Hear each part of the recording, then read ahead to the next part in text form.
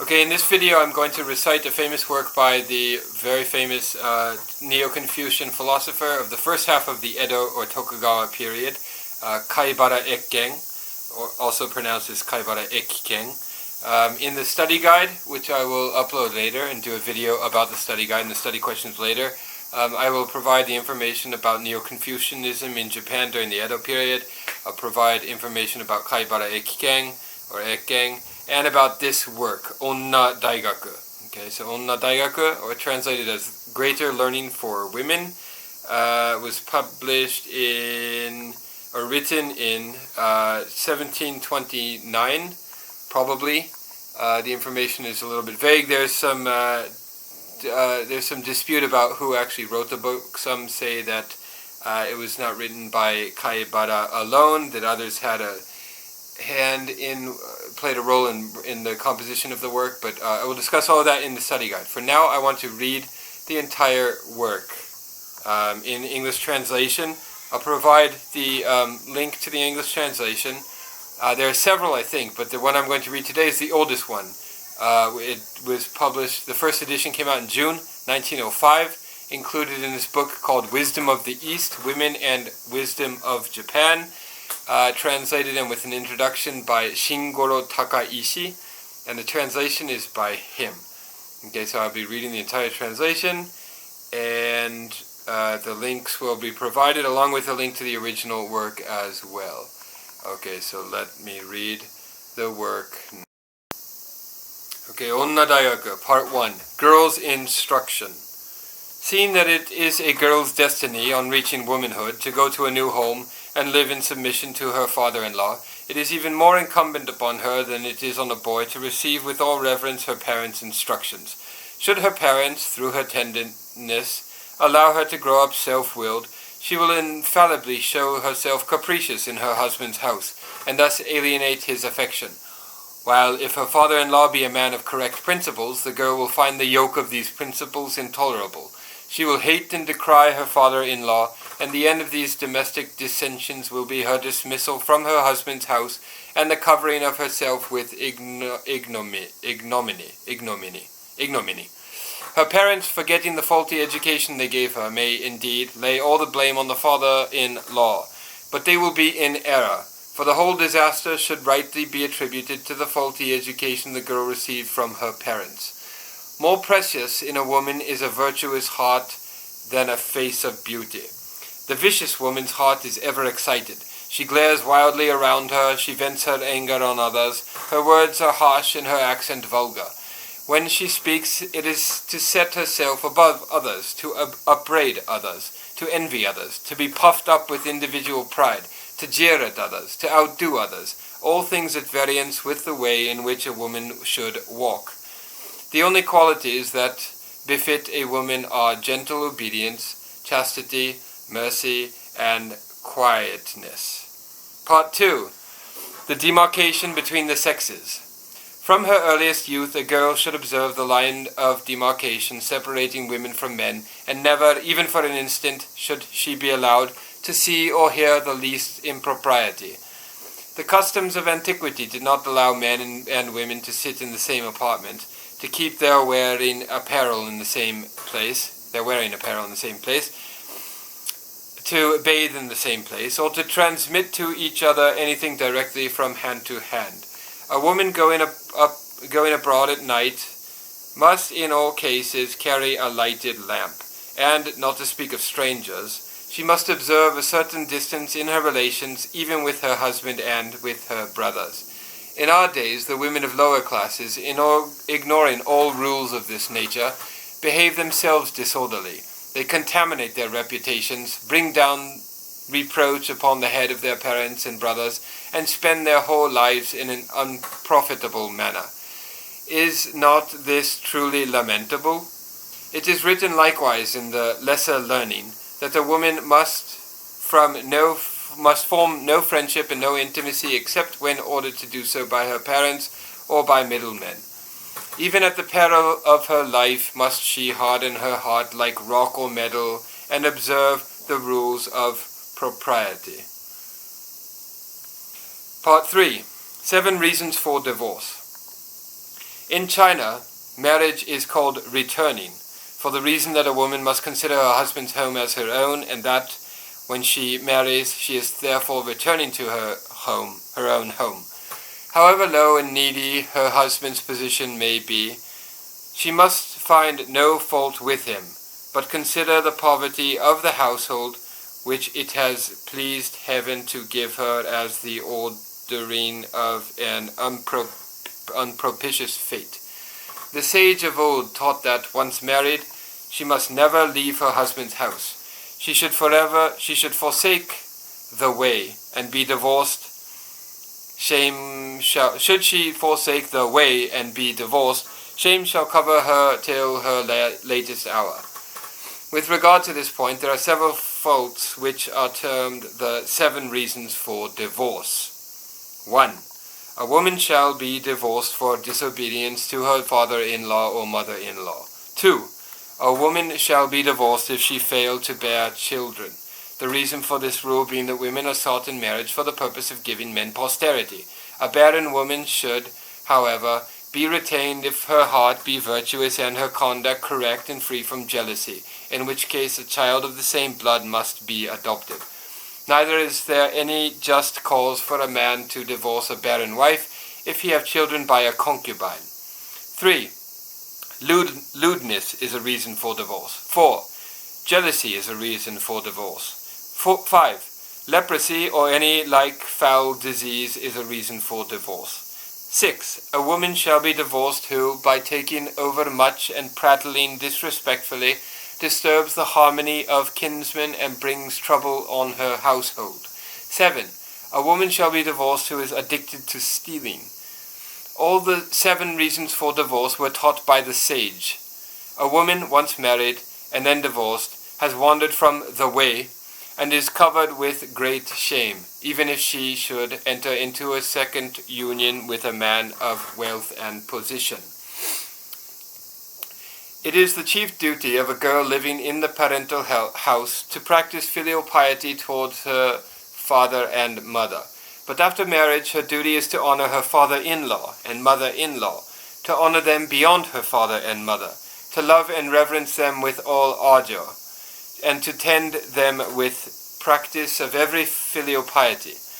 While thou honorest thine own parents, think not lightly of thy father and father-in-law. Never should a woman fail night and morning to pay her respects to her father-in-law and mother-in-law. Never should she remiss in performing any tasks they may require of her. With all reverence she must carry out, and never rebel against, her father-in-law's commands. On every point must she inquire of her father-in-law and mother-in-law, and abandon herself to their direction. Even if thy father-in-law and mother-in-law be pleased to hate and vilify thee, be not angry with them, and murmur not. If thou carry piety towards them to its utmost limits, and minister to them in all sincerity, it cannot but that they will end by becoming friendly to thee. 4. The wife's miscellaneous duties. A woman has no particular lord. She must look to her husband as her lord, and must serve him with all worship and reverence, not despising or thinking lightly of him. The great lifelong duty of a woman is obedience. In her dealings with her husband, both the expression of her countenance and style of her address should be courteous, humble, and conciliatory, never peevish and intractable, never rude and arrogant. That should be a woman's first and chiefest care.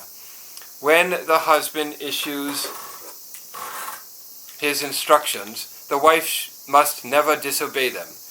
In doubtful case, she should inquire of her husband, and obediently follow his commands. If ever her husband should inquire of her, she should answer to the point. To answer in a careless fashion were a mark of rudeness.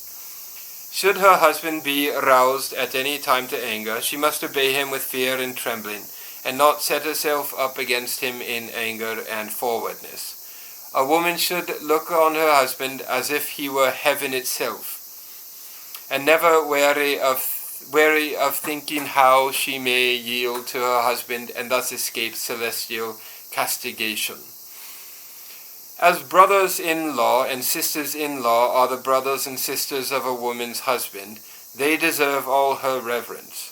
Should she lay herself open to the ridicule and dislike of a husband's kindred, she would offend her parents-in-law and do harm even to herself, whereas if she lives on good terms with them, she will likewise rejoice the hearts of parents-in-law. Again, she should cherish and be intimate with her brother-in-law and his wife, esteeming them as she does her own elder brother and sister. Let her never even dream of jealousy. If her husband be dissolute, she must expostulate with him, but never either nurse or vent her anger. If her jealousy be extreme, it will render her countenance frightful and her accent repulsive, and can only result in completely alienating her husband from her, and making her intolerable to his eyes. Should her husband act ill and unreasonably, she must compose her countenance and soften her voice to remonstrate with him. And if he be angry and listen not to the remonstrance, she must wait over a season, and then expostulate with him again when his heart is softened. Never set thyself up against thy husband with harsh features and a boisterous voice. A woman should be circumspect and sparing in her use of words, and never, even for a passing moment, should she slander others or be guilty of untruthfulness. Should she ever hear of calumny, she should keep it to herself and repeat it to none, for it is retailing of calumny that disturbs the harmony of kinsmen and ruins the peace of families. A woman must be ever on the alert, and keep a strict watch even over her own conduct. In the morning she must rise early, and at night go late to rest. Instead of sleeping in the middle of the day, she must be intent on the duties of her household, and must not weary of weaving, sewing, and spinning.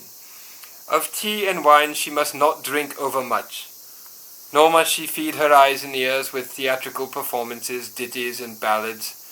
To temples, whether Shinto or Buddhist, and other like places where there is a great concourse of people, she should go but sparingly till she has reached the age of 40.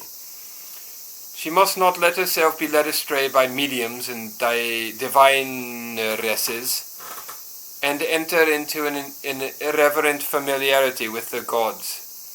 Neither should she be constantly occupied in praying. If only she satisfactorily perform her duties as a human being, she may let prayer alone without ceasing to enjoy the divine protection.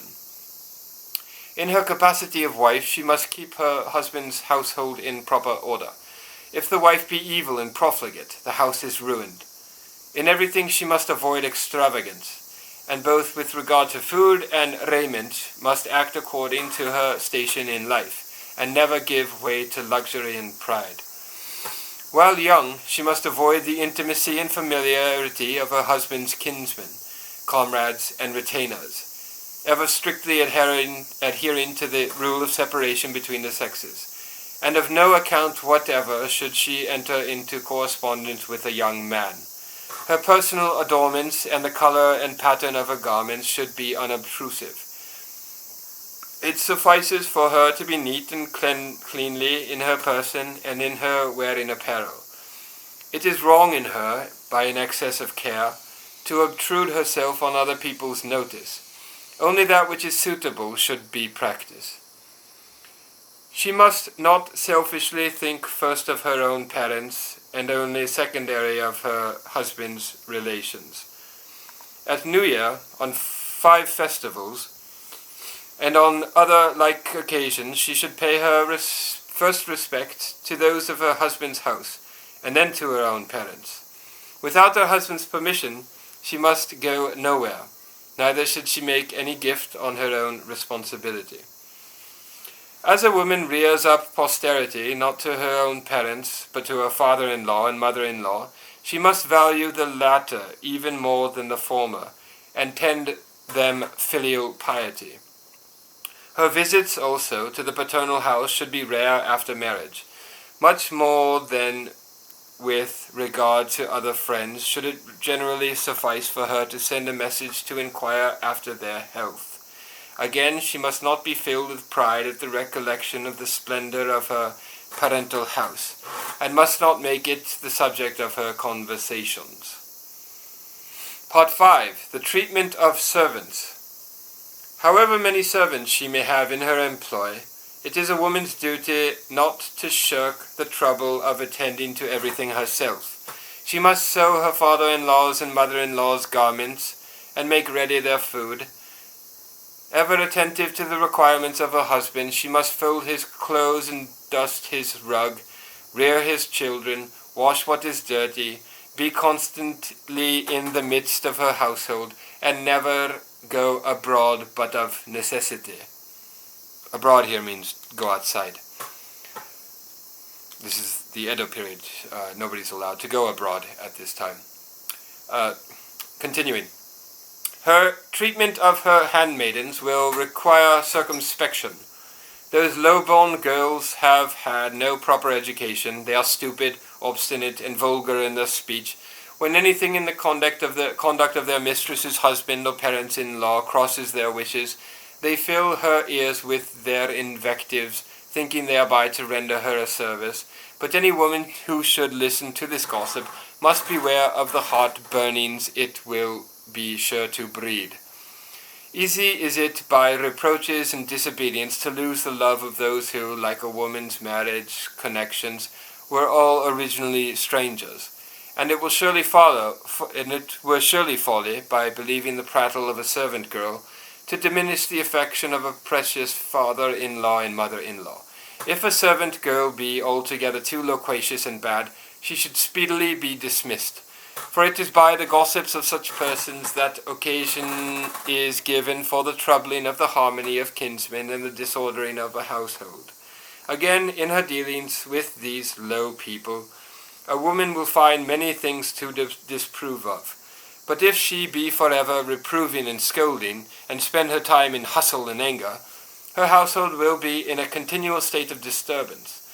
When there is real wrongdoing, she should occasionally notice it, and point out the path of amendment, while lesser faults should be quietly endured without anger. While in her heart she compassionates her subordinates' weakness, she must outwardly admonish them with all strictness to walk in the path of propriety, and never allow them to fall into idleness. If any is to be succored, let her not be grudging of her money, but she must not foolishly shower down her gifts on such as merely please her individual caprice, but are unprofitable servants. Part 7. The Infirmities of Woman. The 5 worst infirmities that afflict the female are indocility, discontent, slander, jealousy, and silliness. Without any doubt, these 5 infirmities are found in 7 or 8 out of every 10 women, and it is from these that arises the inferiority of women to men. A woman should cure them by self-inspection and self-reproach. The worst of them all, and the parent of the other 4, is silliness. Women's nature is passive. This passiveness, being of the nature of night, is dark. Hence, as viewed from the standard of man's nature, the foolishness of woman fails to understand the duties that lie before her very eyes, perceives not the actions that will bring down blame upon her own head, and comprehends not even the things that will bring down calamities on the head of her husband and children. Neither when she blames and accuses and curses innocent persons, nor when, in her jealousy of others, she thinks to set up herself alone, does she see that she is her own enemy, estranging others and incurring their hatred. Lamentable errors. Again, in the education of her children, her blind affection induces an erroneous system. Such is the stupidity of her character that it is incumbent on her in every particular to distrust herself and to obey her husband. We are told that it was the custom of the ancients, on the birth of a female child, to let it lie on the floor for the space of 3 days. Even in this may be seen the likening of the man to heaven and the woman to earth. And the custom should teach a woman how necessary it is for her in everything to yield to her husband the first, and to be herself content with the second place. To avoid pride, even if there be in her actions aught deserving praise. And on the other hand, if she transgress in aught and incur blame, to wend her way through the difficulty and amend the fault, and so conduct herself as not again to lay herself open to censure, to endure without anger and indignation the jeers of others, suffering such things with patience and humility. If a woman acts thus, her conjugal relation cannot but be harmonious and enduring, and her household a scene of peace and concord. Parents, teach the foregoing maxims to your daughters from their tenderest years. Copy them out from time to time, that they may read and never forget them. Better than the garments and diver vessels which the fathers of the present day so lavishly bestow upon their daughters when giving them away in marriage, were it to teach them thoroughly these precepts, which would guard them as a precious jewel throughout their lives. How true is that ancient saying, "A man knoweth how to spend 1,000,000 pieces of money in marrying off his daughter, but knoweth not how to spend 100,000 in bringing up his child. Such as have daughters must lay this well to heart."